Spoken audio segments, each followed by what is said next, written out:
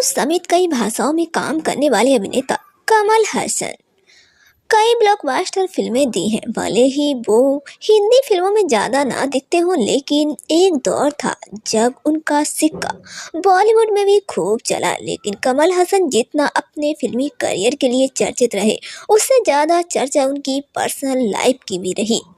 दो शादियों से लेकर अफेयर तक उनके मीडिया की हेडलाइन बनी।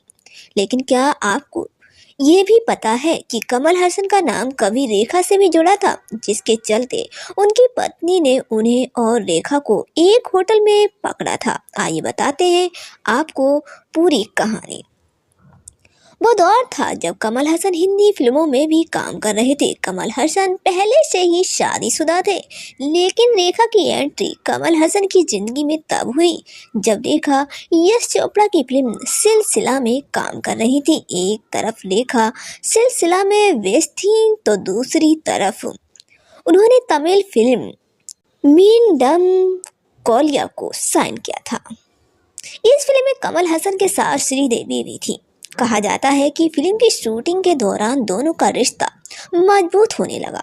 रेखा और कमल की नजदीकियों की भनक उनकी पत्नी वाणी गणपति को लग गई थी। रेखा के साथ कमल की नजदीकियां बढ़ती जा रही थीं। इसी बीच एक होटल में रेखा और कमल हसन को देखा गया। रेखा और कमल हसन के मिलने का सिलसिला भी बढ़ रहा था। बताया जाता है कि बात यहाँ तक पहुँच गई कि रेखा और कमल हसन को उनकी पत्नी ने रंगे हाथों होटल में साथ देखा था। ये सब साल 1979 के अंत में चेन्नई के चोला शेरेटन होटल में हुआ था। रेडियो पर एक जर्नलिस्ट के बयान के मुताबिक साल 1989 में चेन्नई के होटल चोला सर्टन में काम कर रहा था। एक रात मैं काम के सिलसिले में वहां था। मैंने देखा कि उस जगह पर काफ़ी भीड़ है। तब रिसेप्शन पर काम करने वाली लड़की ने मुझे बताया कि कमल हसन और रेखा होटल के एक कमरे में थे। तभी कमल हसन की पत्नी वाणी गणपति वहां पहुंच गई और वहां आकर दोनों पर वो बुरी तरह से भड़की थी। कहा जाता है कि इसका असर फिल्म पर भी पड़ा।